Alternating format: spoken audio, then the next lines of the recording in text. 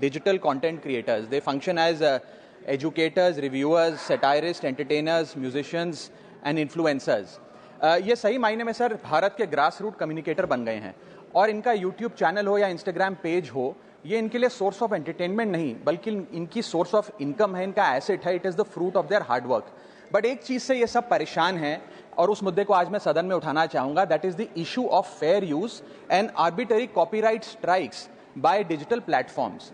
Sir होता क्या है कि अगर एक कंटेंट क्रिएटर कुछ सेकंड, चंद सेकंड, 2-3 सेकंड के लिए कॉपीराइटेड कंटेंट को रीपर्पस करके कमेंट्री, क्रिटिसिज्म, पैरोडी, एजुकेशनल या न्यूज रिपोर्टिंग पर्पसेस के लिए यूज करता है, चाहे वो क्रेडिट देता हो, उसको इंसिडेंटली यूज करता हो, कॉपीराइट स्ट्राइक मारकर उसके जो उसकी यूट्यूब चैनल है, प्रॉपर्टी है या इंस्टाग्राम पेज है, उसे वाइप आउट कर दिया जाता है और उसकी सालों की मेहनत चंद मिनटों में समाप्त हो जाती है. Sir, livelihoods must be decided by law and not by arbitrary algorithms.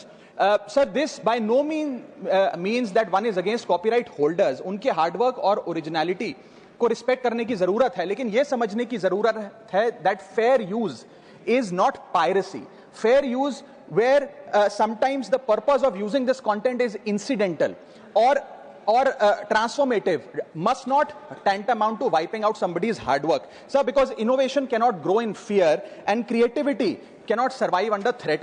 India का कॉपीराइट एक्ट सर 1957 में बना, एक ऐसे दौर में बना जब ना इंटरनेट था, ना कंप्यूटर थे, ना डिजिटल कंटेंट क्रिएटर्स थे, ना यूट्यूब, इंस्टाग्राम था. And this act lakhs the very definition of digital creators. ये फेयर डीलिंग की बात करता है, लेकिन फेयर डीलिंग की बात किताबों, मैगजीन और जर्नल के कॉन्टेक्स्ट में करता है, जो उस दौर की इंफॉर्मेशन डिसेमिनेशन के सोर्सेज थे, ना कि आज के दौर की. इसीलिए मैं 3 मांगे आज सदन में लेकर आया हूं. मेरी पहली मांग है, amend the copyright act of 1957 and define digital fair use. परिभाषित करिए कि ट्रांसफॉर्मेटिव यूज क्या है, जैसे कि commentary, satire, critic, explanation. Define करिए कि इंसिडेंटल यूज क्या होता है, कि अगर बैकग्राउंड में ऑडियो विजुअल चंद सेकंड्स के लिए चले तो वो इंसिडेंटल यूज है या पूरे कंटेंट को वो वाइप आउट करें. Proportionate use, educational use, public interest use and non commercial use की परिभाषा देने की आज आवश्यकता है. दूसरी मेरी मांग है sir, bring in the proportionality doctrine in copyright enforcement.